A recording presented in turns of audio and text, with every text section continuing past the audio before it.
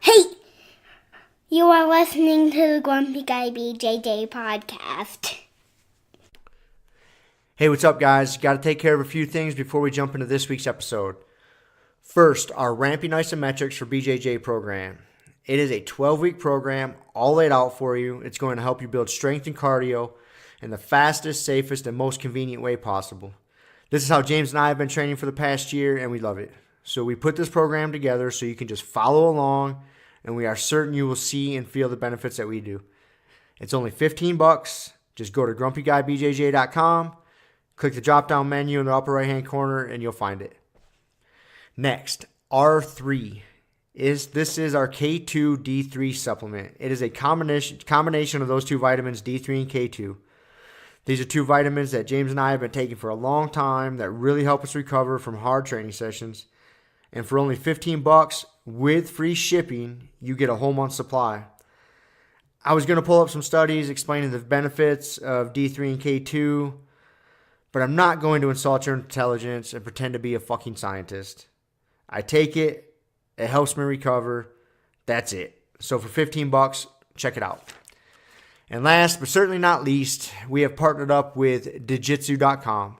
They have a ton of awesome BJJ instructionals, and they have hooked us up with a discount code for our listeners. It's Grumpy10. So what you got to do is you go to Jiu-Jitsu.com, which is DIGITSU.com. Find the instructionals you want, throw them in a shopping cart. In the little discount code box, you type in Grumpy10, which is just GRUMPY and the number 10, 10. That's it, no spaces. Boom, you get 10% off. You're up and running. They got a nice app you can download on your phone. That way you can take your instructionals right to the gym with you, watch the technique, drill it. It's a pretty sweet setup. So once again, DIGITSU.com. Discount code Grumpy10, GRUMPY10. Simple as that. To find all this stuff I just got done talking about, go to our website, grumpyguybjj.com. Click the drop-down menu in the upper right-hand corner. There, you'll subscribe to our newsletter for podcast updates. You'll find links for the Ramping Isos program, the R3 Recovery Supplement, and then under the Programs and Products tab, you'll find a link to Jiu-Jitsu.com. And let's be honest, if you guys can't figure out how to navigate a website by now, there's nothing I can do to help you. So quit fucking around, check it out, train hard, and let's get into this week's episode. And boom. Boom. We're back again. We're back. All right, so we're ready to talk some jiu-jitsu. Got my tiny fucking coffee cup because I Overfilled my other one. Yes, that's so funny. I had my strategy. I'm like, I'm not gonna do it again this time. But then you all went to shit when Kelly started making fun of you for doing some meathead stuff while you were out there exercising. That's right, my inner meathead in the gym. Yep. That's so funny. That's right. It didn't come out. She's talking to me, and I was telling her about it. So like, I told her basically what I said is I forgot how much upper back is required for heavy shoulder presses, like heavy overhead pressing, because I'd done some and I was like, dude, I could just feel my freaking, rhomboids and lats on that side just, lit up from doing that. And she's like, what were you doing? I was like, well, I was lifting this weight, and again, we were talking like 24 kilos. Like, it sounds so funny to say that, like 24 kilo kettlebell was heavy. That was my heavy ladder. I barely got 3 reps with it twice. When I could fucking rep out with that thing easy back in the day, I could double press 32s, I told you, at one point. And now the 24 kills me because I just don't do a whole lot of heavy presses. She's like, why did you do that? I'm like, well, I explained to you my logic. I'm like, it's a weight ladder. So I'm going to do 3 weights, and I have to start at the 16. So I'm not starting at the 12. That's some pussy bullshit. So I have to end at the 24. I was like, numbers had power, baby. I was letting those numbers rule my life for a second. It's all right every once in a while.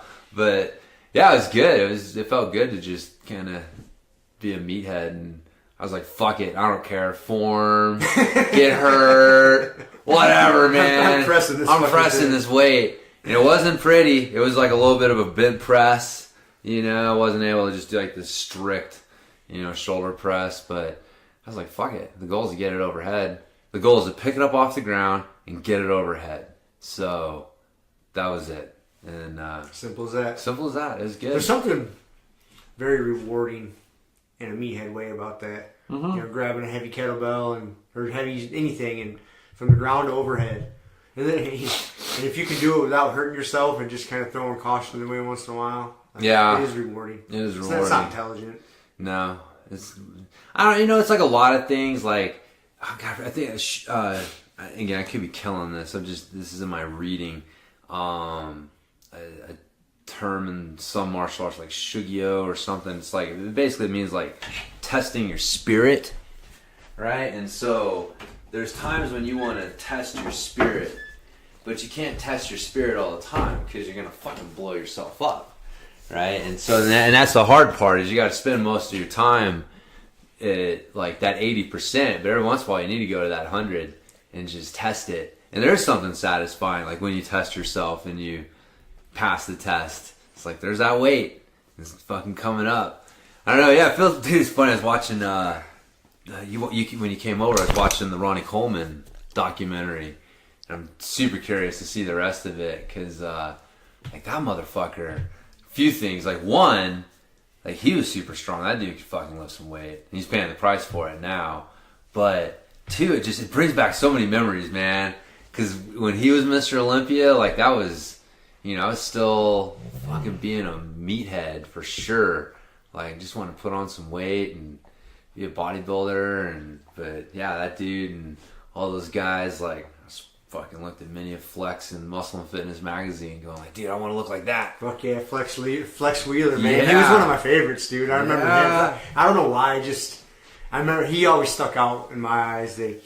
Dude, he had just amazing symmetry. Yeah, I don't know what it was. Like, I was never like a real bodybuilding nerd, but I always appreciated it. Yeah. You know, I never really had. I mean, I like to lift weights, and obviously I always wanted to get jacked, just because what guy doesn't?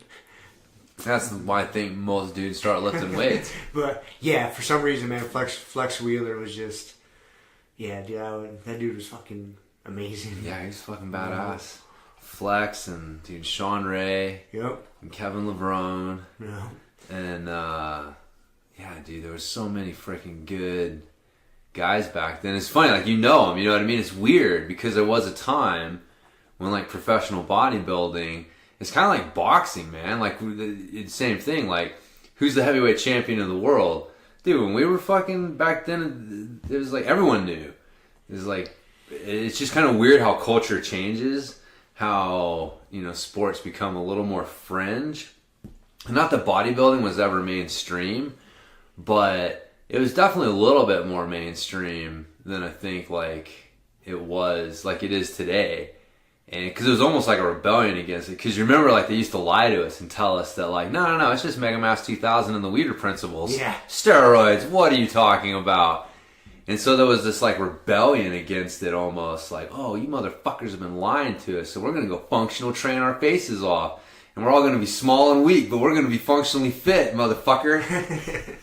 And, you know, so sometimes, you know, you throw the baby out with the bathwater, man. Those fuckers, they knew something. Get this, though. I was listening to, man, I think it was an interview with Flex Wheeler a while back, just a few months ago. And he was talking, God, I think it was him, but I could be fucked up. But anyways, he was talking about, there was two guys. There was the one, Kai Green, you know who he is? Yeah, he's got big dreadlocks. I mean, yeah. I guess that guy, I don't have any information to back this up except for this fucking interview. And I don't see why Flex would lie about it. He said that dude, he made it pro, turned pro bodybuilding with never fucking juicing, and then to get on, like, you know, actually compete for Mr. Olympia. Yeah, you know, he started getting on the sauce. But he just said there was a few guys he came across in his time like that legitimately, like, he taught them how to juice. Yeah, like he showed them, you know, where to start, you know, how to do this, how to do that, so they didn't fucking kill themselves. But there was Kai Green and one other guy that made it all the way pro and just looked like cartoons. Right. Never on the sauce, man. Yeah. Just some people are just born like that. Like, that's the thing. You know, we've talked about it before. You know, people think you're just gonna take some steroids and you're gonna look like that. Like, there is so much hard work and the amount of calories those fucking guys gotta eat and how much they gotta lift. It's not just what they're putting in their bodies. No, you're not just. These guys are genetic freaks. I mean, they are the 1% of the 1%. Like they're these dudes would be still the biggest guys no matter in the what gym, even if they didn't. Right. Yeah, right. And these are the type of guys that no matter just like the the LeBron James of the world, no matter what activity they took up, they're going to be world class at it. Right. Yeah. They just got. They just got blessed with the hand of God. Well, it's fun. Yeah. You'll see, like you said you haven't seen it, but I'm sure you'll watch. Yeah, I'll watch it for on sure. Coleman one. But they talk to a lot of those older dudes already, and even Ronnie himself, and you can see, like, okay, these guys are obviously, man. I mean, in some cases they look like they're probably like half as big as they were, but they're still fucking muscular, man. They are big dudes. Yeah. Like even old, broken down, no longer on the juice guys, like they're still fucking big guys, and they're like they got the muscle bellies and all the things that make you look like that cartoon. There's so much that goes into like that aspect of it, but yeah, man, people make fun of it. It's kind of like pro wrestling though. Like it's easy to poke fun at it because they almost open themselves up to it, but when you really get down to it, man, those motherfuckers work hard and make like sacrifices. Like the normal person can't even begin to understand the lifestyle those guys live. No. And what they give up, what they sacrifice. You can't wrap your mind around that. Yeah. I mean, once they make it big like Mr. Olympia, then they have enough money to where they can pay chefs and nutritionists, and they have to do a lot less work themselves, but they're still super dedicated and restricted. Dude, when it comes to discipline, when those motherfuckers are coming up and they got to do all that shit themselves, they're figuring things out, preparing all their own meals. And then guys are fucking eating 10,000 calories a day and ridiculous shit. So everywhere they go, they're just taking coolers. They're like, all right, here's my day. I got to go train twice a day. I got 24 chicken breasts. Yeah, exactly. Like I got all my calories. I gotta eat. Got a timer set. I gotta eat every 2 hours. Yeah. Like it's a whole fucking thing, man. Like it is. I used to do that shit, man. I had my clock set. I thought I was gonna get all massive. Thought I was gonna take some creatine and put on 15 pounds. And we all had aspirations of that. I know, man. Creatine especially pissed me off. Hey, I off. still lift weights and try to fucking get big. Just doesn't happen. I'm 40 years old. Yeah, I know. I just gave up. I'm not getting much bigger. No. I remember I had a buddy that I worked out with. He was my partner, one of my working partners at ISSA, the International Sports Sciences Association. So I worked for them. They certify personal trainers. And he was a pretty high-level Olympic weightlifter. Like, he tried out for the Olympic team. He never actually, like, made it to the trials. But I guess there's, like, a whole level you got to get to. So there's like, the trials before the trials or whatever. And he could get to that point, which is still fucking, pretty high level. Good, man. Really high level. And so really high level Olympic weightlifter, and training with him, I started doing some. And so I started doing some cleans, and dude, I still remember, man, the first time I did a power clean, I fucking fell backwards. Did you? Oh, yeah. But, luckily the 45-pound plates are big enough. It didn't smush you. Yeah, I'm small enough, however you want to look at it. Oh, my God. I still remember that, like, vividly. The dude, yeah, man, comes running up. He's like, oh, my God, are you all right? And I could tell the look on his face. He was, like, afraid that he had scared me off of this shit and that I was just going to go back to doing bench presses or whatever. And I'm like, oh, yeah, man, no worries. Let's do it again. And, but it was fun, you started seeing, it was, kind of, and I know like when you really get down to it, bench pressing and squatting and all these things, like they have a lot of technique. Like it does take a degree of, I guess if you want to call it athleticism. Like I kind of define athleticism, like how well can you manipulate your body towards a specific task. Right? Like people who are super athletic can just easily, manipulate towards different things. And so like, I know like squatting, there's a lot of technique and there's definitely, if you want to call it athleticism, whatever. But man, Olympic weightlifting is that to a much higher degree. I mean, it is a super athletic event going on in the gym. And this is all pre-kettlebells too, you know, so there wasn't swings or anything like that. So it kind of spoke to me like, oh, this is different. Like, this is kind of fun. It's not just come in and try and lift weights to get big muscles. I'm trying to lift weights to get better at lifting this weight and lift more weight. And so I set a goal, like I wanted a clean 225 and whatever. And so I remember getting into that. And that's what gave me the first insight, like, oh, like, I'm not going to be a bodybuilder, but I can focus on training to be athletic. And that'll help me in these other things that I'm doing too. So that was like, I distinctly remember like having a mindset shift where and it was very conscious. Like, all right, fuck it. I'm not going to be a bodybuilder. Like, I've been trying this for years. I've spent thousands of dollars on supplements. I have tried every goddamn thing in the magazines, and I'm just not going to be a 210-pound shredded freak. And so, but damn, this Olympic weightlifting thing's kind of fun. So I'll focus on that for right now. And anyway, so that was kind of how I got started down more being functional. And this is before even like functional training was a thing. This is just like training like an athlete and more than a bodybuilder. Like, and again, now it's cliche, but again, like people, if you weren't around back then, you don't remember. It wasn't that fucking obvious back then. No, I do. I mean, I spent a lot of time in gyms, you know, as a young adult or young kid.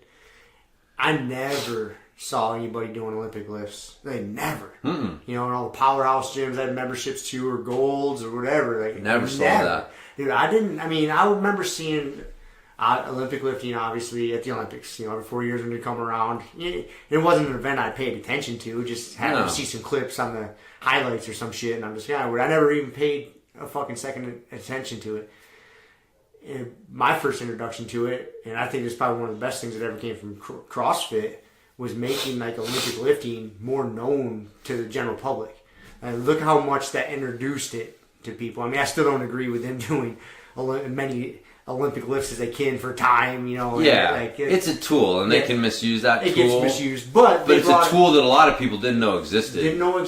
Until they walked into a CrossFit gym. They're like, we're doing what? Snatches? You know, cleans? You know, power cleans, squat cleans? Like, what is this? Yeah. You know, those were never in the bodybuilding magazines. No. They were never part of a routine. Dude, I remember there was a guy, he worked with us at ISSA, Charles Staley. I think I've mentioned before, he's had the escalating density training.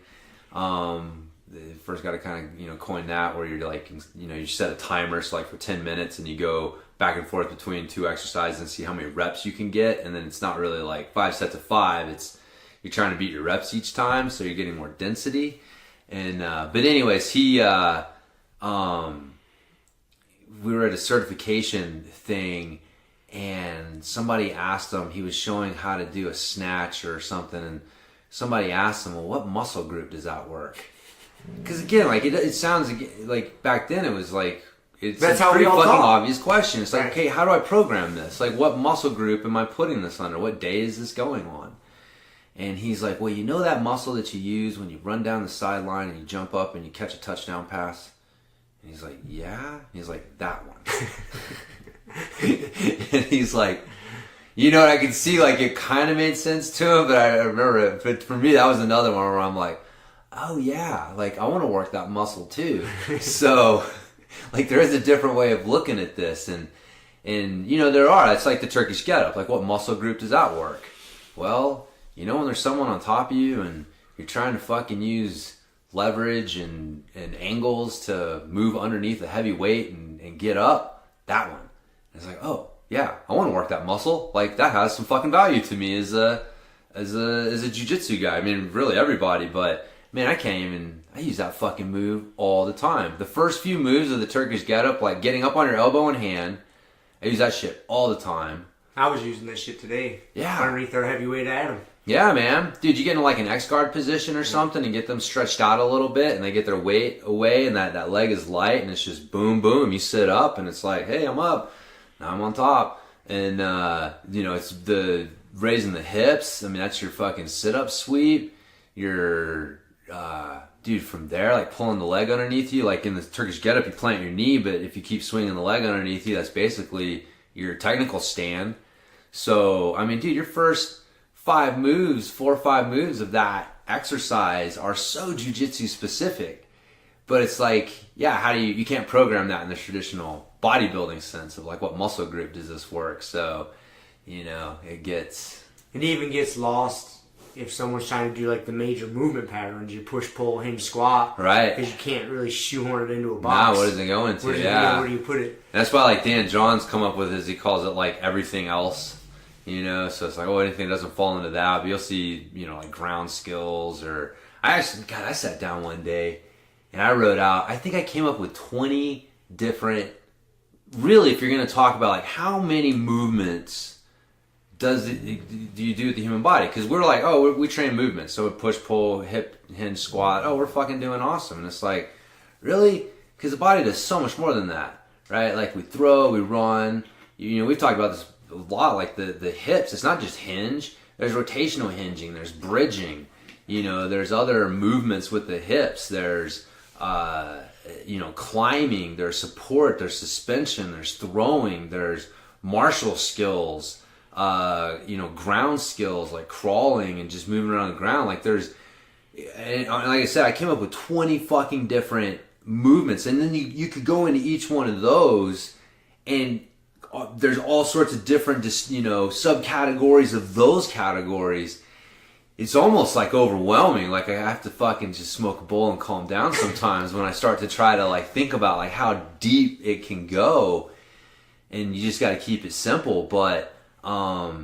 Yeah, man, just the whole, you can limit yourself with that. Cause exercise like the Turkish get-up, if it doesn't fit in one of those boxes and you don't know where to put it, then I know I'm a fucking sneaky dog. Yeah, Aqua the Trail March fucking dropping bombs. Dude, I know, man. Stinky ass dog. I know. He has a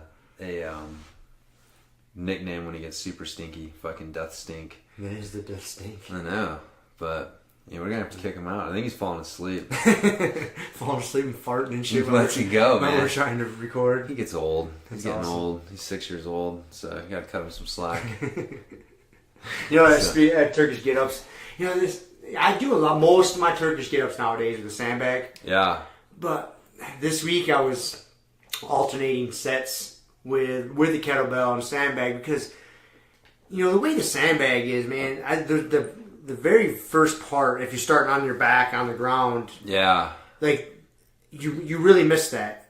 Like if you to roll up to your elbow, which I really like, man. That's a good strength building part of the action. I mean, every part's important, but I really like that part, and it's really hard to you can do it with the sandbag, but you can't let it. If the sandbag's up on your shoulder and you go to your back, it's on the ground. So as you go to the back, you got to kind of yank it down onto your belly. Yeah. And then you roll up to your shoulder, and then you got to kind of shimmy it back on your shoulder. You can do it. It's just a little awkward. Yeah. It's not as clean as you can with the kettlebell. Yeah. But all the rest of the move, I like better with the sandbag. Yeah. But it's that first initial rolling up to the elbow. Yeah. And it's hard to explain on a podcast, but yeah, no, I know what you mean at that very first. But that's the one too, though, that you see a lot of people tomahawk their way up. They'll move their arm forward and then follow their arm, right? So instead of like moving up and moving under the kettlebell, weight, they kind of use the momentum. They of the weight. use the momentum of the weight, right? They'll let the weight start falling forward, and then they'll use that momentum to pull them up. I never even thought about trying that. I never even thought about trying that. He said, "Yeah, no, that seems dangerous." It's not, dude. You'll see it a lot. You'll see it a lot actually. If you watch people do Turkish get-ups, you'll see a lot of. Now that you know it, it's one of those things. I've never thought about doing that, but now I want to go home and do it to see if I do that at all. But I really envision, if I had that kettlebell press, I'm thinking about making it as I go, I'm trying to get space between my elbow and the kettlebell, I'm pushing it to the ceiling. Mm-hmm. Yeah, does that make sense? Yeah. And so when I have it pressed, and I'm thinking tall. Yeah. No, that's good, and that's what you should be. I think in my head, doing. I don't think I'm But yeah, and it's not like a big. If it's a lightweight, maybe people do a little bit bigger move, but it can be a subtle thing. It's just a little bit of letting it come off center, and if you just let it come off center just a little bit, that the weight's moving that way, and you can kind of use that. Then you chase it. You let it go, and then you chase it. Right. Yeah. You're chasing the weight a little bit instead of staying underneath it. It's a subtle thing, but for a lot of people, what I would say is that a lot of people will find that they'll struggle with that first move with the sandbag. And once you get to where you're not struggling with that first move with the sandbag, then you're probably using a kettlebell at that point. You're probably not going to cheat because you've learned how to get up without using that tool. But throwing a kettlebell in somebody's hand the first time, they can learn how to use that weight. I mean, it's amazing, dude. I've seen people do fucking crazy shit. But the only thing I don't like about the sandbag is that if you keep it draped over your shoulder when you lay down, it hits the ground, and that's just the cumbersome part of it. Oh yeah, I know what you mean. And so there's a lack of resistance at the very beginning. Yeah. Right, and so I see what you're saying, but what the thing is and I was in the mobility class the other last weekend when I just said, well, let's just finish off with some bodyweight Turkish get-ups. I hate to say it, but you would probably be surprised how many people would just struggle initially within the first couple reps of just doing a bodyweight Turkish get-up because they're so used to that weight. And the weight becomes part of your learning of how you learn it. It becomes part of your movement programming. And then you take that weight away and you think that it's not going to make any difference. And it does. I mean, first off, if all you've ever done is Turkish get-ups with your fucking arm over your head, you're going to be like, what the fuck do I do with this arm? You're going to feel like a weirdo.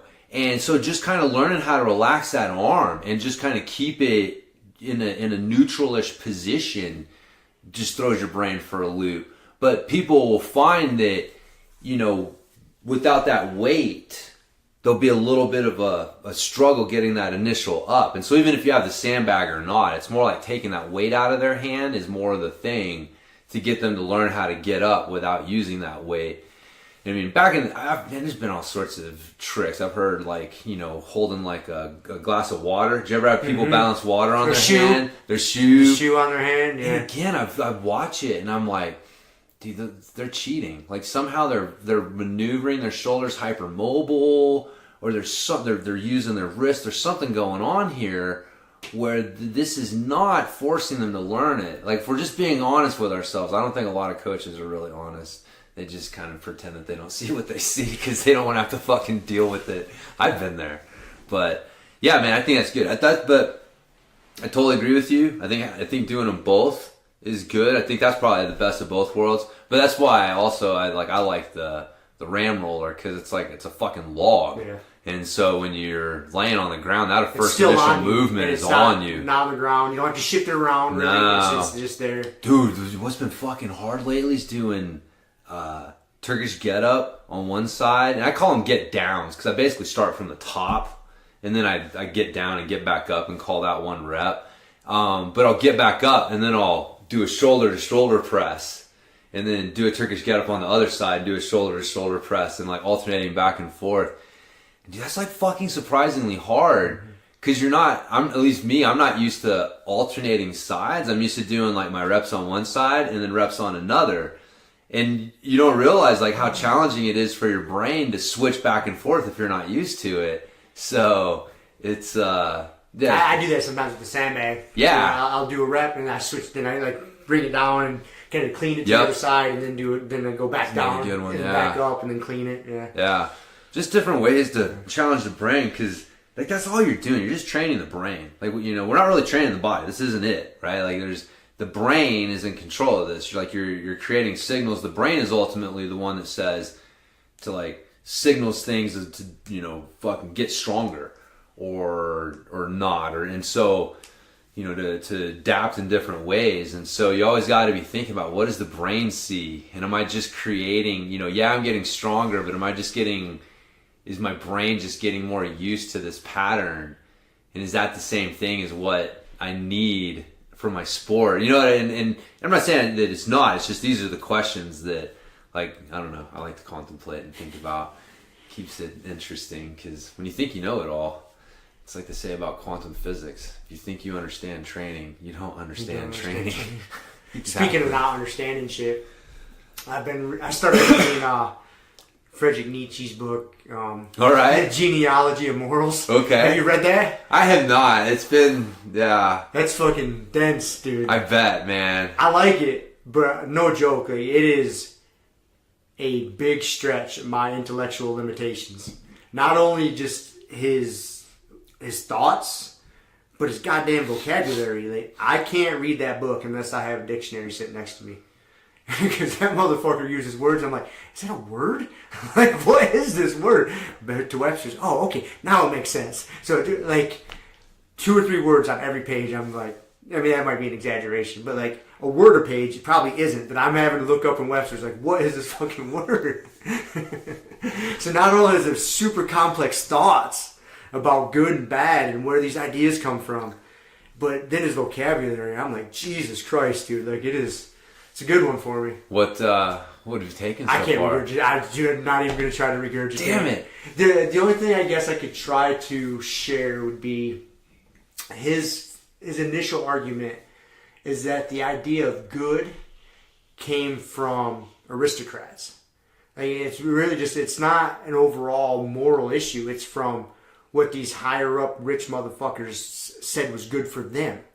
And so that's what they thought was good. So these plebs of society, you know, they didn't have good morals. That's why they were there. You know, that's kind of his thought. Like, that's where and he's arguing against that. Like, that's not right. That's not what good means. Just because it benefited the higher ups in society, it doesn't mean it was good. It doesn't mean they had good moral values. Right. So that's kind of where his argument is starting in this book. So separation of morals from necessarily like what's good for what you're told, like what the state is telling you is good.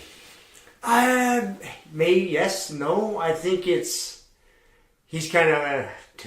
I'm not even gonna try, man. No, come on, this is fun. No, I think he's saying is that the idea of good was based in what is good for you and people like you.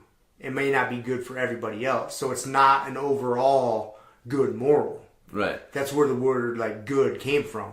Is people just like, oh, this is not a universal good. There's not a universal good is kind of what he's getting. That's what I'm getting so far. No, that's, yeah. I can't just plow through this book, dude. It takes time. Yeah. So I've also been reading Malcolm Gladwell's David and Goliath. Okay. That's a good one. Yeah. That's way easier. Like going from Nietzsche's book to that one. That's like I fucking can kindergarten speed reading, man. read this I know. motherfucker, man. Yeah. I think I started reading that one. I can't remember if I finished that one. It's good. I mean, I'm just getting into it. The first chapter's about this guy. I feel he has got a kind of long ass name, but he's from Mumbai and he's like a software engineer. And he volunteered to coach his young daughter's basketball team, like 12-year-old girl basketball team. Mm-hmm. Never played basketball in his fucking life. Like never, had no idea. I mean, he's from Mumbai. Like he knew about cricket and soccer. But he was smart, and he would go watch a lot of basketball. And his one idea was like, why, you got the full court. And he's like, the rhythm of the game is like, say the one team makes a basket, so the other team takes the ball out of bounds, passes it in, and they bring the ball up the whole first half of the court uncontested. And the other team's just waiting in the other end for him. He's like, why isn't there, it's called full court press in basketball. And he's like, that method really benefits the people that are better at basketball. If they're taller, they can dribble, pass, shoot. That whole rhythm benefits those people. So he had a bunch of 12-year-old girls that were daughters of software engineers. They weren't physically gifted. They were and they didn't really care. They cared about basketball, but it wasn't their passion. Yeah. He's like, well, if we kind of play by their quote-unquote rules, we're going to get skunked. He's like, we're full court pressing all the time. Why? Because we can put pressure on them all 90 foot of the court instead of just 45 feet or whatever it is. Yeah. And so that was his thought process, and it took him all the way to like the championship. So that's what the first chapter's about. Yeah. Yeah, it was interesting. Huh. Unconventional methods. That's how David usually beats Goliath, is unconventional methods. Unconventional methods. So yeah. That's why I'm liking it. Like, oh yeah. Let's see. Because the book starts out. He kind of tells a story about David and Goliath and a different take on it than most people would ever give you. Yeah. And then he gets into this first chapter about this software engineer from Mumbai. That's funny. Saying we need a full court press, and he's never played basketball a day in his life. Yeah. So Yeah. It's interesting. Yeah, man. That's that and Nietzsche together is an odd combination. See, that's funny, man. Yeah, I just gotta finish that Neal, whatever, the 21 lessons for the 21st century. Oh, Yuval Noah Harari. Yeah. I'll say I don't know, it was alright. It wasn't as good as Sapiens. Like, Sapiens was just amazing. Was good. Homo Deus was decent. Homo Deus or whatever. Deus or Deus, whatever. Amadeus. Homo Deus. That's the song. I hear that 80s song in my head. Oh, I know, dude. It's funny. Sapiens was better than that one, the second one, I think. Yeah. I didn't read the second one, but this one was alright. I mean, he had a couple good points, but I mean, it was funny, man. His basic take was that, God, I don't even know what his fucking basic take was. I felt it was a frustrating thing. I felt like you probably felt reading Sam Harris's book, where it's like, okay, religion sucks. Okay, a lot of these, institutions have not been the best things in the world. And so now what? You know what I mean? Like, do we need another fucking just, here's all these logical reasons about why this is ridiculous and shit like that. And it's like, in the meantime, you're a gay dude in Israel, in the middle of the Middle East. Your mere existence is kind of a miracle of how these fucking failed institutions and all these other things have, at least bore this fruit. You know what I mean? We've at least gotten this far on the backs of these failed institutions. But he had a lot of good points. I mean, his main ones, I think, like in Homo Deus, he was just talking about like the future of technology and how, there's going to be a lot of, differences. I don't know if I agree with a lot of his stuff. Like, he seems to think that the future that, people, like the way that he was putting it was like, technology is going to disrupt people's lives so quickly that, like, you won't be able to keep the same job for more than a few years at a time, because technology is basically going to take over it and put you out, and then you're going to have to figure out the next job to get. And so, I don't know, I thought, maybe seemed a little bleak of a future, but it was funny, man. His whole, at the end of it, it's like, okay, so what's the answer to this? And he's like, oh, just meditate for 2 hours a day. That's like the fucking answer to all of it, is meditation. For 2 hours a day. He says he's been meditating for 2 hours a day since he got introduced to meditation. And that meditation, which I'm a fan of, I think definitely has some value. But it was just funny, man. You get to the end of this thing and he's like, basically like, well, just meditate, because meditation will help you, I don't even know what the fuck, like cut through all the bullshit, like realize what is bullshit and what's not bullshit. And on some level, I agreed with him. It's like you have to, if you don't take control of your mind, someone else will. And it's basically throughout history, however you want to put it, man, like a lot of institutions and religions and things like that, like the thing that's the black mark against them is that people have used them to influence people's thoughts and how they think. And they've been exposed, right? Like people know, like, okay, the church and government and a lot of these, things, they've not been totally honest with us with some of these things. And it's like, okay, well, what's the fucking answer? And in their absence, businesses are starting to step in and they're using artificial intelligence and algorithms to think for you.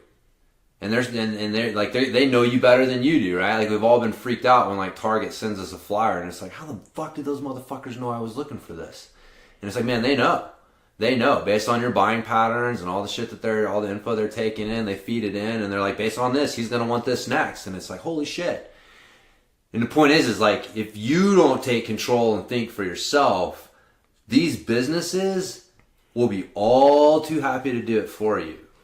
And if we surrender our thought to them, where are we going to end up? And that's where a lot of, like, kind of his main deal is like a lot of these problems that we're facing, they're not going to get fixed if we don't figure out how to think for ourselves.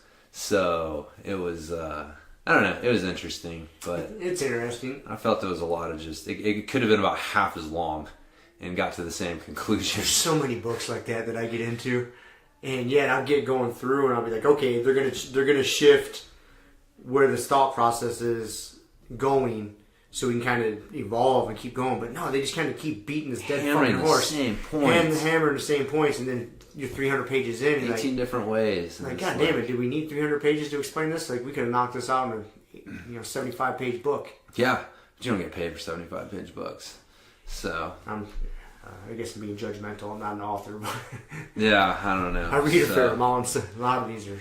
Yeah, it was all right. It was, like I said, I think Sapiens was much better, and now I'm digging into. Have you read A Brave New World? The Aldous Huxley book? Dude, I've never read that one yet. No, I'm gonna read it. That was in high school. That was one of my favorite books. I didn't read a lot in high school. Yeah, but that one really stuck with me. It's been years since I've read it. Was it one you got assigned, like you had to read, or did you? I'm sure it was, dude. I was a degenerate. Yeah, I'm sure I didn't pick that one up by myself. Yeah, and I'm surprised I even read it, but I remember reading it and I was like, "Holy fuck!" I really liked it. I liked it enough to where I read it again. Right. Yeah. It's a good book. That's funny, man. Yeah, I never had to read that one. Mm-hmm. Remember, that was like Dune. I got exposed to Dune in high school, and there were a couple other. Hey, Brave New World. Hey, are you just getting into it? Yeah. Like first chapter. I just finished the 21 lessons, so I'm still working through my Xenophon shit. I got through the Peloponnesian Wars and the autobiography of Agesilaus, whatever the fuck his name was, one of the Spartan kings. So now I'm getting into some Socrates. When you're reading that shit, because I try to get into reading some of that stuff, and I really like the stories of it, and the lessons you can take from it. But you know what fucks me up? What's that? The names. I know. It throws me for a loop, because every time I see this goddamn name, it's 14 letters long, and I don't know how to pronounce it. So then it just fucks up my whole rhythm of reading. It's like, dude, just change his name to Frank, man. Let's just have this as Frank and George and Tim, and I can fucking sort this shit out. Like, I can make, but oh no, it's all these goddamn names, and I'm like, how do I pronounce that? And it just fucks me all up. Like, I know what you mean. Do you know what I mean? What's funny? I learned how to do it reading the Game of Thrones. Have you read the Game of Thrones? Nope. Dude, it's the same thing. The very first book. Especially like if you're reading them before the movies or the shows, so you don't know who any of these fucking characters are. And there's like twice as many characters in the book as there are in the HBO series. And so, but it's the same thing, man. You're reading through the book, and you're a quarter of the way through it, and you're like, God damn, there's so many fucking names, and I can't keep half of them straight. And like, it's a little easier to pronounce than some of the Greek and names and shit, but I just figure, like, you know what? The important people, I'm going to see their name enough times to figure out they're important. And the other people, like, I didn't need to know who the fuck they were anyways. And so I just really keep my name fucking brain cap really loose. Yeah, it's what I reading through those. It's what I do when I'm reading something like that. Is like if like you just said, if you see a name that pops up very frequently, you're like, all right, this motherfucker's important. Let's pay attention to him. Yeah. Like in my head, I'll shorten it. So if his name starts with A, it's like, okay, that's Alex. And so every time I see some sort of ridiculous name, I'm just like, oh, Alex killed this guy. Like, all right, I program myself to, I don't even try to sort it out. Like I see the beginning of it, Alex, and just blaze right through it. Yeah. So the whole book, that's his name. Yeah. Alex. The worst is the ones that they're fucking similar, man. They'll be like, like they'll be like the last 4 letters of the name will be different, and the first 16 will be the same. And it's like, those are the tough ones. But yeah, you got someone like Agesilaus, like no one else has named that in his story. So you know who that motherfucker is. And then I don't know if I'm pronouncing it right, but in my head I came up with the enunciation of it. Totally. I'm sure that's not how you pronounce his name. And so but then that fucks with me, because then every time I see it, like, then I'll question myself. Like, am I saying this right in my head? You're too worried about it, man. I know. I don't know why it fucks with me, dude, but it does. Yeah, I just don't give a fuck. It fucks with me. If I don't know. I just don't give a fuck. I don't talk to enough people about it to have to worry about it. Well, isn't that the benefit of reading? Is that way you can look down on those who don't read and act like you're smarter than them, and you can recite this shit. Yeah, that's one of the benefits. But I bet that they don't know either. So if anyone corrects me, then it's like, oh shit. If someone corrects you, then you're like, oh man, this motherfucker might be pretty smart. Yeah, they might know what they're talking They about. might know what they're talking about. Most people have never read the Let's not talk about Xenophon's account of the Peloponnesian Wars. So, which is... Let's steer this guy into a meathead conversation, not a Peloponnesian War conversation. Right. Like, you know who Ronnie Coleman is? That's right. You gotta have diverse, man. You gotta be able to talk Ronnie Coleman. You gotta be able to talk fucking ancient Greek. You gotta talk some Nietzsche, some fucking Seth Godin. Yeah, man. Wide variety. Just like this conversation. We've been all over the fucking map in the past 40 minutes. That's what it's all about. So that's how things go around here. It is, man. So, but anyways, all over the place. You got any pre-show notes? That was kind of it, man. The 21 Lessons book. The fucking, reading A Brave New World. My lessons from pressing heavy weights. Letting numbers rule my life a little bit. So, I'm going to do it some more. But yeah, Morpheus. He's been working for me. My new recovery app. I almost bought one last weekend. I was Did you? close. Yep, after our conversation. Yeah. I was shopping. I was online looking at it. Yeah. I had it. Like, I think I even put it in the cart. Oh! I was almost like purchasing. I got it. It's like, I don't need this thing. You don't need it, but it would Not be yet. beneficial. It was close. Yeah. Yeah, it'd be, so far. I'm interested, man. Like, Yeah. I can see the benefit of it. I really can. But yeah, I couldn't justify it. Yeah, it's the other thing too. There's definitely a lot of some educational stuff that comes along with it. So it's kind of good digging back into that and like planning out my week. Like the way Joel talks about it, it's the same thing. It's like hard, moderate, light. But he talks about it being like hard days or like development days. Like those are the days that you're trying to like dig hard enough that your body's going to be forced to develop, like, make improvements from that. And then you got your stimulation days, which are your moderate days. And that's more, you're trying to make some gains, but it's really more about just kind of stimulating things, just trying to keep where you're at more than, trying to push the limits. And then you got your recovery days, which are either like rest or high performance recovery, like your actual mobility. Yeah, stuff. mobility stuff. Like I said, he's actually got some specific protocols that you can use to help boost your recovery. And so, but yeah, just kind of looking at my week and saying, okay, you got to be, because it's like everything else, right? Like whether you are conscious of it or not, it is what it is. So like how your week breaks down, like, hey man, if you've got 2 training sessions in a day, if you're working out strength training and you're doing jiu-jitsu, like that's a development day.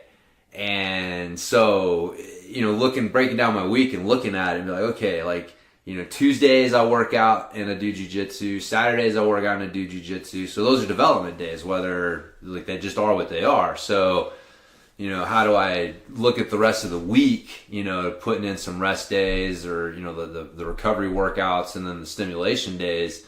And the way he likes to do it, he likes to have like after a development day, you've got a rest day and then you do a stimulation day and then you do a development day. So instead of doing a development day, a really hard day right after a rest day, like doing that stimulation day kind of gets the body primed, kind of fired back up and primed for it. Right, yeah. And again, it sounds like, oh yeah, that makes sense, but I'd never really thought about it. Like usually you would think like, I've had a rest day, it's a recovery day, you want to have your hard workout the day after recovery day. Like that makes sense.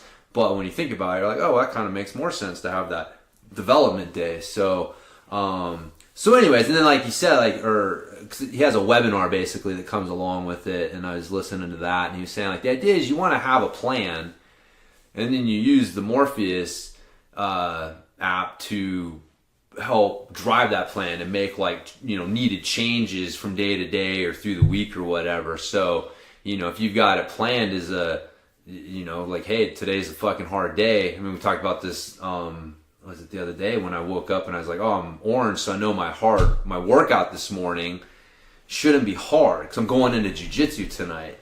And so, whereas if I was green, well, I would have trained a little bit harder, and then, and so just those little like day-to-day adjustments, I think they add up over time. Oh, they do. Yeah. I know they do, and I haven't been using Morpheus, but it's funny that, like in the morning, like usually like before I head out to my garage to do my workout, I'll text my boss to see where I'm going that day, and because if I'm just cruising around town, the chances of me getting out of work in time to go to jiu-jitsu is pretty high. Right. And so I know, okay, I'm gonna keep my workout pretty chill because I'm gonna get to wrestle tonight. Yeah. But if I text him, be like, hey, you sending me to Telluride today? He's like, yeah. So I know I'm gonna have a long ass day. I know I'm not gonna make it to jiu-jitsu tonight. So then I ramp up the intensity. Yeah. So I kind of have a good feel for what I'm doing every morning. But if I don't know, I'll text one of my buddies or my boss, be like, hey, where are they sending me today? Right. And I let that kind of, okay, I guess I got to get after it today because I'm not gonna get home until fucking 10 o'clock tonight. Yeah. So it's kind of funny. Yeah. My boss has no idea why I'm doing it. He just thinks I'm being annoying. He's like, man, this guy really loves his job. I hope he thinks that. Should give him a raise. I hope he thinks that. But it's all just for my jiu-jitsu. Right. That's all it is. Yeah. So, but no, man, I've been digging on that. So, I can see myself pulling the trigger and I'm getting one eventually. Yeah. I'm gonna wait till they come out with a new upgraded version though, so I can get that and look at you and be like, psh. You got that bullshit, James. I got the fucking new one. Dude, I'm going to just keep buying the new one, man. I'm gonna buy the new one. I know they got a chest strap coming out. Got to try out. So I'm waiting for the upgraded software. Yeah. So mine's better than yours. It tracks my steps. So through Google Fit. So now I like sit there when I'm standing there. I'll jiggle my phone in my pocket. I'm low on steps. You're over there shaking your phone before you go to bed at night. Like, I didn't get enough steps today. And you're over there shaking your shit out of your phone. I think you're missing the point, dude. I know. I don't do that, but like I think about that because I remember like talking to people. Oh, there's people that do that shit, and it's like But some people, it's like fuck. They get in like these contests or whatever, so they're trying to rig it. It's like I'm gonna put on my dog and let him go run around the yard. So you fucking cheating you got yourself. 40,000 steps today. Cheat yourself out of fitness, asshole. So. Anyways, that's it, man. That was my update. So, training's good and just still trying to not get smashed and smash people. And we had some good training today. Had lots of good rounds in. Yeah. There was a lot of people on the mat today. It was a lot of people. I know. I was bummed Al didn't get to hang out and wrestle with us. But yeah, eventually. Yeah. He's a good dude. It's always good. At least to get to see him. Yeah. It's always good to see him. Yeah. So, all right. Well, that kind of flows right into what we haven't even talked about what we're going to, like our topic for today. No. Training through the holidays. We do have a topic. We actually have a topic. Everyone's like, fuck, I hope they got a topic. These motherfuckers just babbling on for Where's a couple this hours. one going? Where is it going? Already talked about the dog farting. Can't get much worse. Dog farts, knee cheese, Ronnie Coleman. That's right. It's been vast. It's all encompassing. It is. Well, I figured talking about training through the holidays is good because we're coming up on it, man. Like, dude, it's kind of crazy. Thanksgiving is less than 2 weeks away. I know. That's fucked up, man. It doesn't make sense, but it's hard. I think it's a lot of people have trouble like staying consistent through the holidays. Traveling, family, fucking gyms being closed. Yeah. And so I think that leaves people just to go off the deep end and just be gluttonous fucking pigs.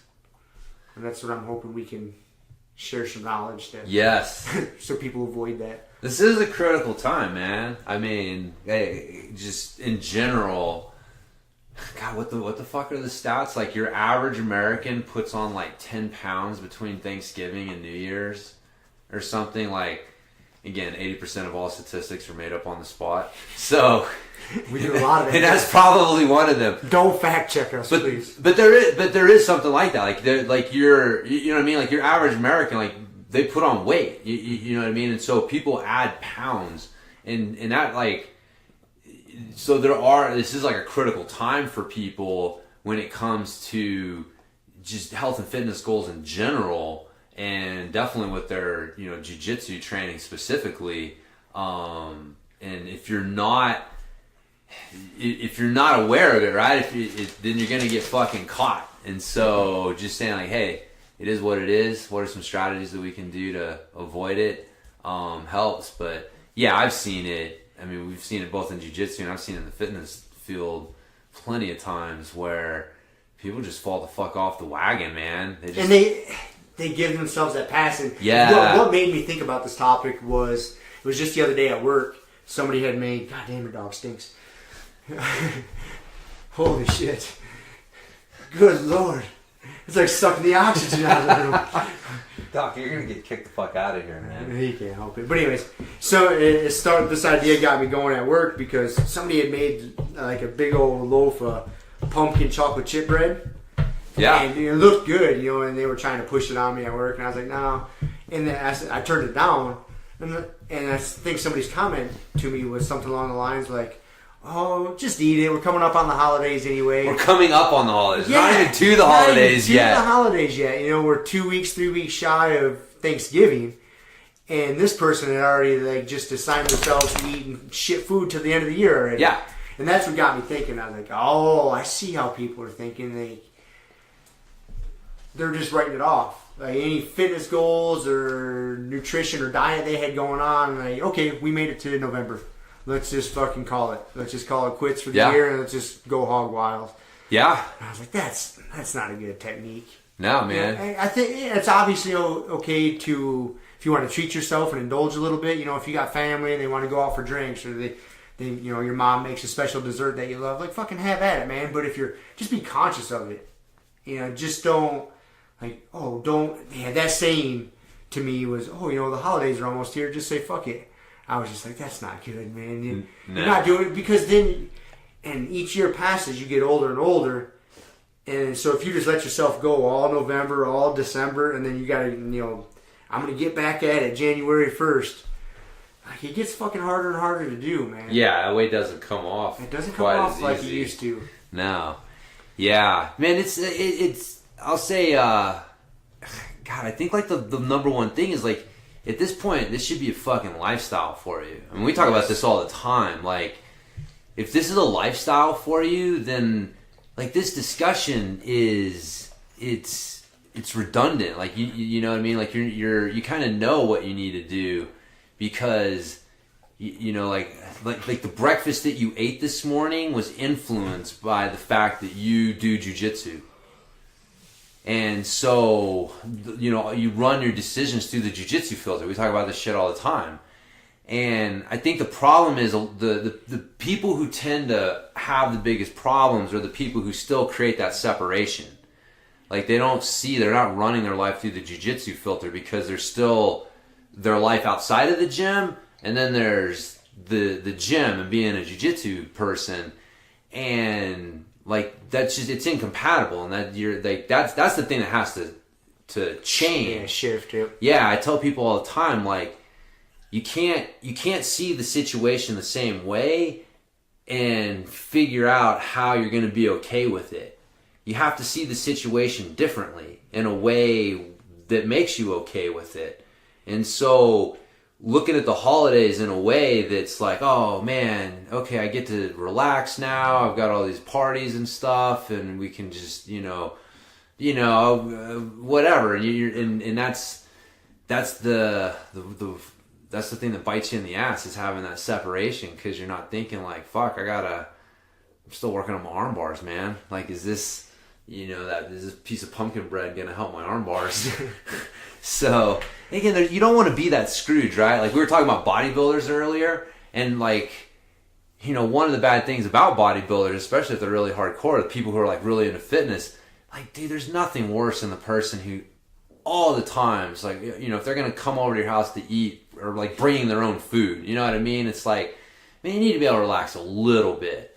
So it's not, you don't want to be just a complete, where you can't even go out, I can't, or enjoy the holidays at all, but you can't just use it as an excuse to go fucking... Yeah, just go off the rails. Just go off the rails and keep training. So, I mean, fuck, if anything, I look at it as an excuse to, I'm going to train more because I'm eating more food. Yeah, earn those meals. Earn those meals, man. Yeah, I got these calories coming. I remember, and now I do it with jiu-jitsu, if the situation allows, and usually it does.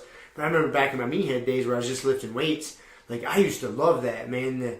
I would wake up, like, Thanksgiving morning, especially, I remember it, and I would put in just the hardest fucking workout I could. Yeah. I knew I was going to eat like a king that night. Yeah. And that was, I mean, I love that day. Yeah. Just for that reason. Like, all right, I'm going to fucking smash myself in the gym today because I'm refueling tonight. Yeah. I'm going to eat just like a champ.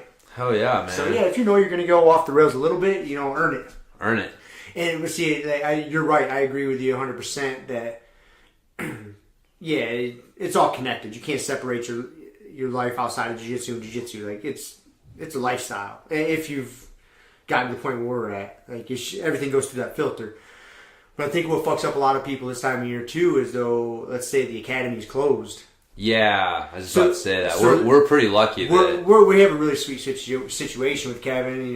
Really like an open door policy with us. Like, we know where the key's at. We want to set up an open mat time. We go train. And we're very fortunate. Not everybody has that. Yeah. And I understand that. But if you can't get on the mat and train, man, you can still do physical shit. Okay, like say your academy's closed for 2 weeks. I don't know if any academies do that, or closed for a week, like, between Christmas and New Year's or something. Yeah. Like, man, take that time to work on strength and conditioning. Like, okay, you're not going to get to wrestle for the next few days. That doesn't mean you just get to sit around and fucking eat sugar cookies for the week. Yeah. Like, treat it like you would, okay, this is my jiu-jitsu practice right now. Like, I'm going to go in, you can even schedule your workout like that. I'm going to do 5-minute rounds, like 5 minutes of this exercise, 5 minutes, just like you would, so you're not completely getting off the fucking reservation with it, Yeah. I think having stuff, keeping things in mind, that's where like ramping isometrics come in. If you don't have equipment, there's really no excuse to not do something. I think just keeping it simple, but just it's keeping the rhythm. Yep. It's keeping the habit going, because as soon as that habit gets broken and you get out of that rhythm, like, maybe you probably get back into it, but there's always that chance that you won't. And it's like, why even do it? Why even give that? Why even flirt with it? Why even flirt with it, man? Yeah, no one's immune to it. No one's immune to it. No one's immune to it. That's that. Building that habit and getting that rhythm and just sticking with it's so important. That's why I work out every fucking morning. Yeah. And I make some days it's super chill. It's not even really what you call a workout, but I'm doing something. Right. I'm moving. I'm doing this. I'm doing that. Like, every day. That's just part of the deal, man. Like, I don't waver from it. I don't care how fucking beat up I am or what's going on. Like, I'm doing something that day. Yeah. It's a habit. It's a habit. Yeah. And you just don't let that habit go through the holidays. I think that's a big part of it. Yeah. And, there's just so many, like, because all of it keeps going back to that separation thing, man. Because, again, a lot of the people who fall victim to this, like jiu-jitsu is all they do, too, which isn't necessarily bad, but if you don't have, you're not doing mobility, you're not doing strength training, you're not doing some of these other things, then the odds of you putting it in the absence of being able to train jiu-jitsu, like, is very low. What's funny is that's not even in my thought process as someone that just does jiu-jitsu and doesn't strength train or mobility. Yeah. But I don't even let that enter my brain. Like, what? Like, you don't do shit outside of jiu-jitsu? Like, you're not trying to get stronger or more flexible or mobile or injury prevention? Like, blah, blah, blah. Like, how much more shit you want me to talk about? Yeah. Like, you're not doing stuff outside of jiu-jitsu? Right. So that's not even in my thought process. I know, man. That it is. That's why I was saying, like, I guess there is people that do that, huh? It is kind of hard. There are people that do that, man. And there's a lot of people that just, like, all they do is jiu-jitsu. Like, that's their exercise. That's their exercise. And that's why they do it, right? Do you really think there's that many people at a gym that that's all they do is just jiu-jitsu? Man, at our gym, dude, I would say that 50%, at least 50%. Really? Yeah. I would be, at least consistently. You know what I mean? Like, we have, I don't know, guys like Beto, right? Like, Beto will get a wild hair up his ass every once in a while and start doing something, right? Mm-hmm.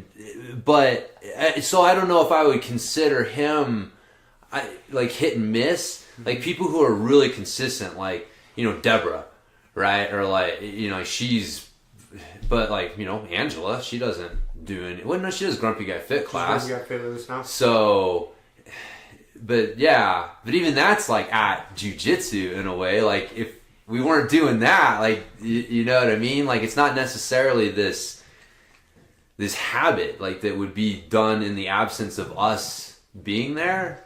You know what I mean? So is this our subconscious message to Angela? That's right, Angela. Step it up. Step it up, girl.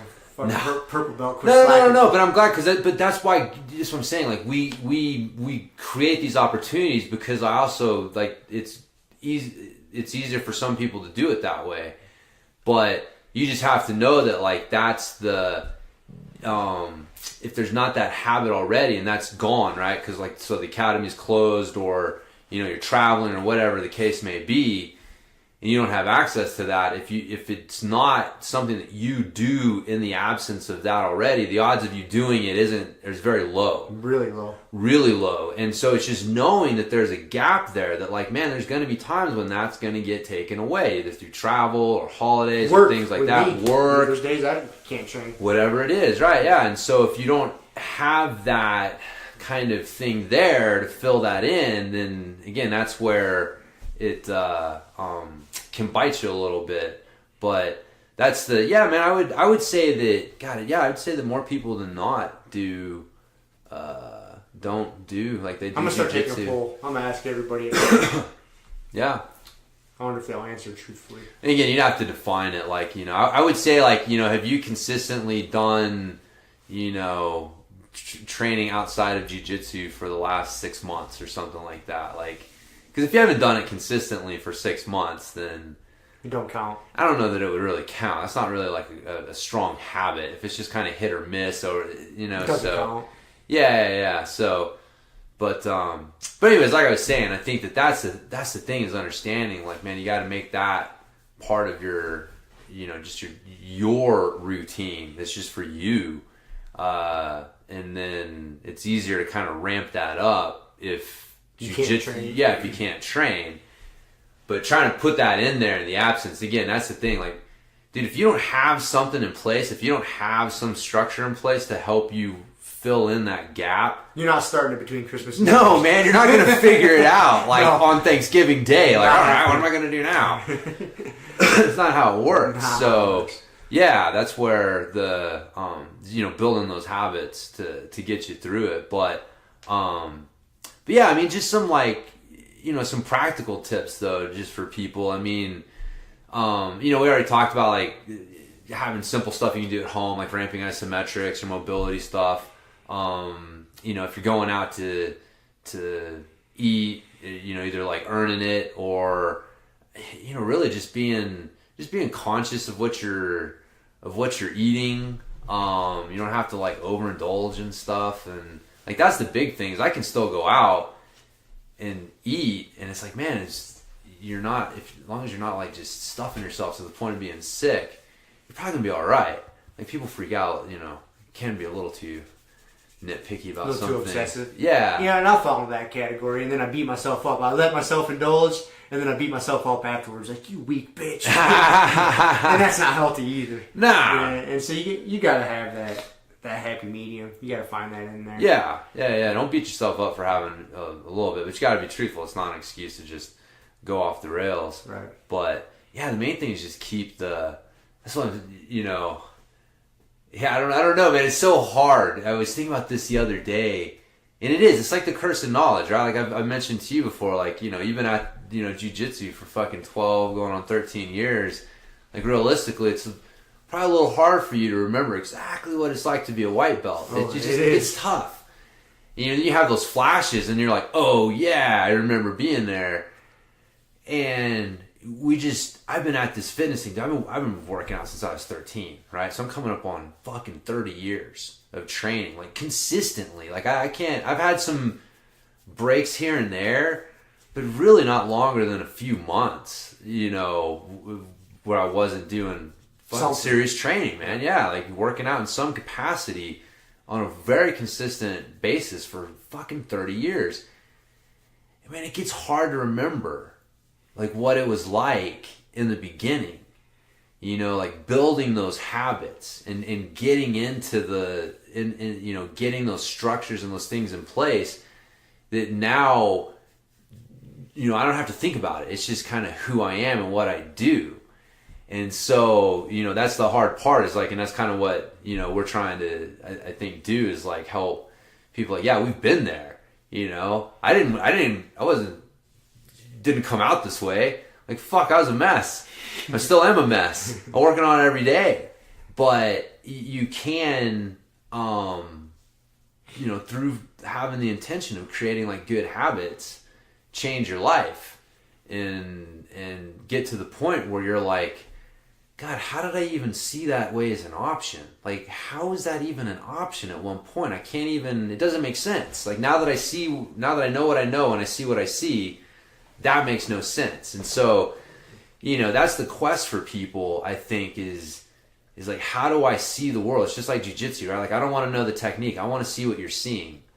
And so it's like, it's not like you and I can give people all sorts of techniques for like, how do you get through the holidays? Well, substitute fucking, Greek yogurt for sour cream.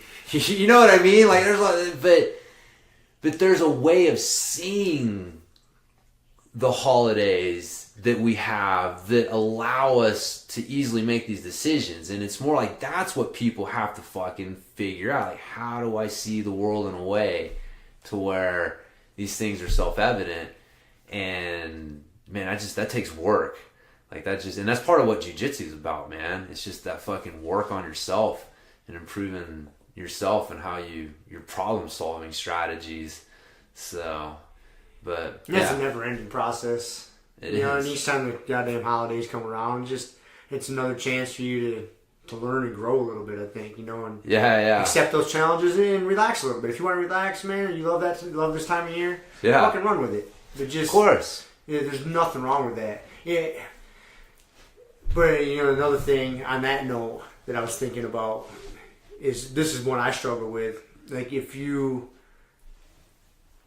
do end up like taking some time to yourself, like say you want to go snowboarding or something that I love to do during the winter, and there's a time cost to everything. So a day I choose to go snowboarding is probably a day that I might not get to train jiu-jitsu. Even though I love snowboarding, I mean, there's nothing more I love more in this world than jiu-jitsu. Like, bottom line, like, out of all the activities, all the cool shit we can do, man, if I had to pick one, obviously it's gonna be jiu-jitsu. But there's other cool shit I like to do, man. I love snowboarding. It's all right, Rob. It's okay to admit that. I know. I feel like I'm going to 12-step pro. I can feel you, like, dude, you're going to pull my fucking black belt card. I know. Like, I feel, and that's what I'm getting at, is when I was thinking about this, is, and maybe this is just for myself, so fuck it, who cares, but like, to not feel guilty about doing some other activity or taking a little time off in the mat. Like, if you enjoy going snowboarding, like, while you're out snowboarding, fucking enjoy it. Yeah. Don't think to yourself, like, damn, my goddamn arm bars aren't getting any better. I'm missing practice tonight. And, dude, I fall into that trap a lot, man. I really do. I know it might not sound healthy or normal, but, yeah, man, it's something I struggle with. Even though it's other activities I like to do, there's sometimes, like, it's a fucking a battle for me in my head. Yeah. Like, I really want to go do this, but, man, I'm going to miss practice. And that's not necessarily healthy either. Yeah, well, that's where just realizing, like, it's not healthy to only do jiu-jitsu either, right? No. So, like, you have to have that to make you better at jiu-jitsu. So, but yeah. So don't feel guilty. No, I don't feel guilty about doing some other stuff. Doing other stuff, like that's now, if you're just sitting at home on the couch being a lazy shit, you can feel guilty about that. You can feel guilty about that, yeah. If you're out cruising down a mountain or riding a mountain bike or doing something. Yeah. Nothing wrong with that. I know, man. It's funny. Like, I think of the holidays and I'm like, I'm like, fuck, dude, we're going to be training our fucking faces off. I know. It's going to be open mats and time to train. More training partners going to have some time off. And so, that's how I look at it. I'm like the opposite. I'm like, I don't see the holidays as a chance for... I'm like, I can't wait for the holidays to be over so I can fucking relax and take some time off. But I think we're not the norm. No. No. And we're like, I mean, we mentioned before, man, we're super lucky. Our gym, I mean, Kevin, we don't shut the gym down for the holidays. You know, it's like if the gym's never fucking shut down. If you find one person you want to train with and you want to go wrestle at 2 o'clock in the morning, yeah, guess what? You can go wrestle at 2 o'clock in the fucking morning, man. Yeah, it's like we know where the key is and have at it. It's pretty sweet. It is pretty sweet, and yeah, you know, same. Even if we're not running classes, we'll be organizing an open mat. How often do we do that? People doing like, you know, drill sessions or whatever. So we've got a really good, like, that's the thing too, is like, who do you surround yourself with, right? So like if you're still, you know, we've probably talked about this before. It's one of the hard parts. If you get into jiu-jitsu and you really get into jiu-jitsu, you're probably going to find your friends change a little bit. I mean, you can't help. You know, it's hard to hang out with the same people when you really get into jiu-jitsu because they just don't see the world the same way. They're not into the same things. And so, and odds are, you know, for a lot of people that they get into jiu-jitsu, you know, some of those friends weren't the best influences from just some of their habits and things like that they had. And so, you know, if you're surrounding yourself with positive people, like people that are going to have the, you know, be influencing in that direction, like at our gym, it's a self-feeding thing, right? Like if you're not coming in and training, like somebody's like, what the fuck, man? Why aren't you coming in and train? And so, you know, yeah, but so anyways, yeah, it's kind of that'll help too. I mean, if you're, you know, hanging out with your jiu-jitsu friends and you guys are like, you guys can probably have more power together to motivate each other to keep training, and it's probably be something you guys will already just do naturally, versus like, and again, like if you're not separating, right? Like you're going to jiu-jitsu, then you go home, and then you got like your friends outside of jiu-jitsu. And you got, like, again, like, that's where the shit just gets real fuzzy, man. That's where the people have problems. Cause Simple solution, just don't hang out with people who don't do jiu-jitsu. I know, yeah, it's like... my fucking solution. None of my jiu-jitsu friends invite me to, like, I don't know, like, yeah, I don't know, man. If we get invited to something, like, everyone there is probably, like, jiu-jitsu something. So we're, like, eating healthy shit and like no one's drinking alcohol, and there's just, so again, it's like the influence, the people that you're surrounding yourself with makes it easy. But dude, if you're just hanging out with a bunch of fucking normies, god damn, good luck getting through the holidays being surrounded by those motherfuckers. You know what I mean? Like you can't do it. Like the normies are just, it's tough. It's tough, man. And it's tough to not get sucked into their world when you're just surrounded by them. It's like, have a fucking piece of cake. The holidays are here. The holidays are here. The holidays are here. Just start eating now. Yeah, man. Fuck. So, yeah. At the end of the day, man, just surround yourself with good people. And train. And, yeah. I think that's about all I got, man. Don't feel guilty was a big one for me. That's the one I put the asterisk next to. Yeah, I think that's... It's not healthy. It's not healthy. It's not healthy. It's not healthy. Yeah, man. No, just have a plan. I think that's the other thing is, you know ahead of time if you're going to be traveling or if you're going to have time without the academy open or whatever it is. So yeah, exactly. Plan ahead. Plan ahead. You're going to be traveling. Boom. Jump on the internet, see what schools are nearby. Yeah. See if they're going to have some classes or open mats going on while you're there. Go buy a fucking ramping isometric program and take your belt. Get strong. Fuck yeah. So, but yeah, plan ahead and yeah, man, just fucking don't be afraid to scare the normals. I think that's the other thing. Somebody's got to show those motherfuckers what we're supposed to be doing. And it may as well be you. So, it's okay. Like, you know, Rob, I know you relish scaring the normals. I love scaring the normals. Yeah. Not everybody is. They're a little uncomfortable not accepting that piece of pie. I love scaring the normals. It's like I'm so not normal because I have to interact with so many quote unquote normal people on a daily basis with my job that I am the fucking outlier, and I kind of like that role. Yeah. If people look at me out of sight. Embrace it, man. Yeah, I embrace it. Like, fuck it, man. That's who I am. Yeah. You guys just need to accept that shit and step your game up. You are the savage. I'm the normal one. You guys are the slackers. You guys just need to step the fucking shit up. That's right, man. That's the way I see it. Somebody's got to show people how it's done. Because in the jiu-jitsu world, like, I'm nothing, dude. I'm just bottom of the fucking food chain. Just some fucking assassins out there. Yeah. You know? So it keeps us all in your place. That's right. So speaking of that, there's some badass jiu-jitsu going on right now. What's going on? The Kasai Pro. Oh yeah. Yeah, there's some good matches, dude. What's that on? Flow grappling?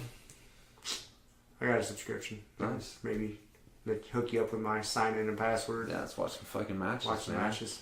Yeah. Got some good. What is coming up? Any other good jiu-jitsu matches coming up?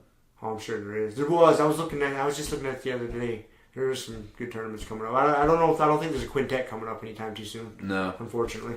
Yeah, I'm trying to like halfway talk Keela into going to the next EBI down in Austin, December 9th. Really? Yeah, it's the female. I think it's the straw weights or whatever. So, What was that? Fucking tiny. I don't know. 115 something? Something like that. I'm not sure, but it'd be fun. Go. I like that. Like, that is one thing, man. Like jiu-jitsu is one of those rare sports where, like, I can watch women do it, and it's still fucking interesting. Like it's like I can't watch women's basketball. I don't think anybody can. You know, they've got the lingerie bowl for women's for football. That's the only way you can watch that shit. Yeah, there's a lingerie league, man. Maybe I should start watching football again. Maybe you should. Damn it. But you know, again, and no offense, right? Like it's just there's certain sports that there's a strength and power element that women just don't have, and that's the cool thing. Like jiu-jitsu, like yeah, if you have strength and power, you can learn how to use it, but it's not a prerequisite. You don't have to have it, and so you can do like beautiful jiu-jitsu that me as a guy, like I can watch and be like appreciate and be like, that's oh good man, that's good jiu-jitsu. I can see, you know, and so yeah, like I like watching the girls, the women's jiu-jitsu. Speaking of that, kind of on that same vein, dude, I started listening to this podcast the other day. Don't ask me how. Just don't ask. But I had I had this transgender athlete on there. Beautiful. And I had male to female or female to male. This shit confuses me. This was a male to female. Okay. So she's a she now. It was a she now. She's a she now. It's a she now. Born a he. Born a he. Okay. She's an athlete. And then there was another transgender guy there that was born a chick. Is a dude now. And there was this whole competition or conversation about transgender athletes in competition, you know, competing, and they were fucking like. I started listening to it, man, and I shut it off just because they were saying some stupid shit. And I was like, "This is fucking absurd. Like there's like no logic." I was like, "Nope, I gotta listen to shit that challenges me sometimes. Like shit I don't agree with. Let's hear where they're coming from." So I fucking I kept listening. But this motherfucker, man, this he, whatever, this he, was saying, you know, that it's not right that like transgender people aren't allowed to compete, you know, in their newly gender identified division. You know, so if a man becomes a chick, he should be able to compete in the chick, or she should be able to compete with other chicks. Yeah. And I'm like, no, man. There's distinct advantages. Of course, Of course, right? Yeah. That's what you say, of course. Right. Well, this motherfucker was saying shit like, so one of the counterpoints, somebody was like, okay, so there just shouldn't be any sex divisions. Like, you know what I mean? There shouldn't be a male and female division. Yeah. Like, you go to a jiu-jitsu tournament, it should just be weight classes. Yeah. And there shouldn't be a female, you know, basketball league, a WNBA. There shouldn't be female tennis. Like, you should just let the best athletes win. And I was like, humans versus humans. I was like, that is the most ignorant fucking argument I've heard in my entire goddamn life. That's what they were saying? Yeah, this motherfucker had the nerve to say that. And so obviously, like it was funny, he I guess he was like a lawyer or something, so he was smart, but he wasn't an athlete. And the transgender athlete chick wasn't really on board with that because she was an athlete, so she knows that there's a difference. Yeah. But he was saying, oh no, just let humans compete against humans. I was like, dude, that's not fair. Like if that happens, like there is outliers. There is chicks out there that are bigger, stronger, faster than I am. I get that, but not many. You know. I mean, not okay. Maybe not me, but like you get up into the higher. You know what I'm saying? I know what you mean. You get up into the higher levels of athletes. Yeah. There is maybe some outliers that could get in there with guys in certain activities. Yeah. But very few.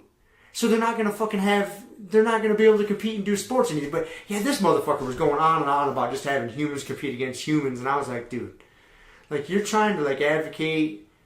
That'd be like the worst fucking thing possible, man. I was losing my shit listening to that. I made myself just keep listening, man. Like, okay, let's see if there's some logic that comes out of this. Like, nothing. Like, there was no good argument to it. I mean, yeah. Dude, my mind was crazy. blowing. Yeah, but it was so crazy. It was like, am I on another fucking planet right now? Like, how does this make sense? Like, it was getting my blood boiling. Like, this guy is a fucking idiot. Just let humans compete against humans. I was like, I was like, you've obviously never done, like, a really serious physical competition and felt the difference. Like, I mean, jiu-jitsu is perfect. Like, when you wrestle with women, you can feel the difference, dude. Yeah. There's just a difference, man. We're born different. And it's just the way we don't get to choose how we're born. Yeah. There's a fucking difference, man. I know. The problem is they always like you said, there's an outlier. There's outliers. There's a possibility for an outlier. And so by you closing off the possibility, that the possibility for that one possible outlier, you are just fucking everyone over. You know what I mean? Like, that's kind of like the logic behind it. Because it's interesting because we're at a time right now where there's this big push for, women to get equal payouts in sports and tournaments and stuff like that, and a lot of different levels. And so, I'm not necessarily opposed to it. My thing's always been like, yeah, but it's like, look how much, the viewership and stuff like that. It's not the same thing. Yeah, but they're not selling the same amount of tickets. They're not selling the same amount of tickets, and so it's not fair. Like that's communism right there, where you're asking, you're redistributing the wealth. Basically, the wealth is being made differently, and you're redistributing it. But I don't necessarily disagree with that on some level, but that whole thing would be just shot to shit if it was just humans competing against humans. Well, okay, let that system play out. Go ahead. Go for it. Go for it. See how it's going to work out for you. Deep would you have to run the payout? You know what I mean? Like you'd have to pay like what would the top woman? And this is the thing I know in mountain biking, because this is one of those things that because the women race the same downhill courses as the men, and the fastest woman in the world wouldn't crack the top 20 on the men's side. It's just fucking different, man. A lot of times the top 30. And there's nothing wrong with that. Nothing wrong with that whatsoever. Right. Right? But it's like if you were to just do humans versus humans, it'd be like in the top 50 riders in the world, you might have 3 women. Right. And so, like, how is that, like, helping not fair. anything? It's not helping anybody. Right, but it helps those, like, that transgender fucker. Yeah. It helps that one dude who transgender switched to a chick and now wants to compete against other girls and dominate the fuck out of them and feel good about himself doing it. It's for him. It's not the other. It's not for... Because, yeah, dude, girls... But, yeah, that whole... dude, the whole conversation, man, it was maddening. Yeah. I couldn't believe it. I couldn't see, there was no rhyme or reason, like, it just did not. Well, they don't, that whole conversation, is not based on any, like, they don't want to admit that there's a difference, right? Even though there's, like, chromosomal difference. There's an X chromosome and a Y chromosome. There is a difference between a man and a woman. And it's like, no, they don't want to admit that. They don't want to, any labeling of someone is fucking bad. But, like, I've always, my thought on this whole thing is, gays, transgenders, whatever it is, man, like, there's a difference between being natural and being normal, right? Like, so saying that being gay isn't natural or whatever, that's not true, all right? Because, yeah, it happens in other animals, like, there's a genetic component, it is natural. Is it normal? Well, no, it can't be normal. If it was normal, there wouldn't be a species. Like, by definition, like, people, the species has to procreate. So if it was normal for a species to be gay, there wouldn't be procreation. You couldn't have the species continue. So there's a difference between being natural and being normal. and this is where I think like this argument gets really fucking skewed, is they want to like say it's the same thing, where we get both, right? It's either natural and normal, or you're saying that it's neither. And it's like, no, man, it's natural, but it's not normal. So you can't expect to fall under the same set of rules in every circumstances if you're not normal. Like these rules were made with just kind of a certain kind of quote unquote normal thing in mind, and you don't fit that. Like, and that's okay, but you can't come along and expect for everyone to blow up everything so that you can so we can figure out how to fit something that's not normal into this structure. And there's just some structures that's not going to happen. Like competitive sports is one of them. Like, I mean, you know, fucking Joe Rogan's pointed out many times that fucking transgender girl that's an MMA fighter. Fallon Fox, yeah. Yeah, and that it's just absolutely unfair. She has a physical advantage. It's not fair. Like there are things where that is just never gonna fit. And you trying to figure out how to take something that's not normal, totally natural. We're not trying to like that's cool. If you change want to it, be run with cool, it, yeah. Right? But there's certain things like, you know, the fuck, and so. Yeah, and I feel like that switch, man. The problem is it's not girls going to guys. Like, you don't see girls going to guys making this fucking argument. What you see is guys transitioning to girls making this argument because they're the ones who have a competitive fucking advantage in the situation. So again, I could be wrong, but it's just in my experience, I've never seen it the other way around. No, you don't see it the other way around. You don't. So There's very few cases of it. Right. Very fucking few cases. Right. And it's fucking, dude, it's insane. It is insane. It's so fucking insane when you really get down to it. It is insane. This whole interview I was listening to was insane. I forced myself to listen all the way to the end. There was a couple times I had to stop it and like breathe. Like, this is so bananas. Like this conversation that we're even having this conversation. It was mind blowing. Like, I don't know. It doesn't seem that difficult to figure out. No, it doesn't. But it's a compromise, right? And a compromise means that neither side is going to get what they want. Like, that's remember like Henry Rollins was, trying to describe fucking democracy to, where was he in? The Sudan or whatever, right Sudan, before they had their elections. He's like, all right, get ready to get nothing that you want. Argue a lot. Compromise all the time, maybe get like a third of what you're really looking for. Like, that's democracy, man. That's how this shit works. And that's fine, but it doesn't work when you're like, no, it's got to be this way. It's like, dude, there's got to be some sort of compromise here. And yeah, I just don't get the feeling some of them want to compromise. It's like, no, motherfucker, we're going to blow up everything. It's like, dude, everything doesn't need to be blown up. So... yeah. I don't know why I started talking about that. I don't either. I mean, at least I vented and got it out of my system. Yeah, well, that's good, man. At least you didn't fucking take it out on one of the normies. Lose my shit. I kind of took it out on Nate today. Did you? That was so funny, dude. Threw on Gucci flip-flops and said, this is going to hurt your feelings. That was so funny. Oh, dude. Went and turned it on. I got to rewind this. Because, yeah, you choked me out, too. That was so fucking funny, dude. I could feel you get all excited. That song came on, and you had that goddamn collar around me, and I felt you get all excited, and I was like, this is not going to end well. And you're like, I'm going to choke James out to this song. I'm like, dude. I seen Cameron over there laughing, and it gave me more fuel to the fire. I know, man. I was like, I could feel it. I was like, all right. There was one point, dude, I actually almost called you out where I was like, this doesn't feel like 80%, Rob. Gucci flip-flops was on, bitch. I know, I was listening to Gucci slippers. You got a new 80%, man. Yeah, when Gucci slippers is on, I got a new 80%. Choking motherfuckers out. Dude, that was funny. I just go through, I get into autopilot. I can picture that stupid fucking video.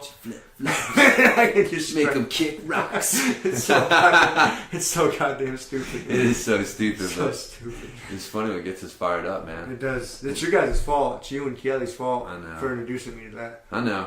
It's good. We keep you plugged in since you don't do social media anymore. No. So it's good. Somebody's got to quit it. Someone's got to. That's right. Speaking of which, guys, go to fucking social media. Check us out. Grumpy Guy BJJ.com. Quit fucking around. Train hard. Get some instructionals from Jiu-Jitsu. Yeah, 10% off. That's perfect for holidays, man. Fuck yeah, it is. If you ain't got, actually, like, pick something, pick a skill, and work on it. Some drills that you can do. Nothing better than coming back to the academy, having a new fucking weapon in your toolbox. You'd be surprised what just watching stuff will do. I mean, you don't even if you're not able to drill it, man, just having an instructional that you're gonna watch, if you got some downtime, will help. But Jiu-Jitsu, Grumpy 10. Grumpy 10's our code. 10% off, and there you go. That's it, man. Train hard, don't be a fat pig. That's right. And we'll end it with be well. Be well, ditto. Thank you for listening to the Grumpy Guy BJJ Podcast. Thank you all for listening. You can find us on Podbean, Apple Podcasts, Spotify, and wherever else you listen to podcasts. Please make sure to subscribe and leave us a review. It really does help and will allow us to keep putting out episodes. If you have any questions, comments, or ideas, hit us up at grumpyguybjj@gmail.com.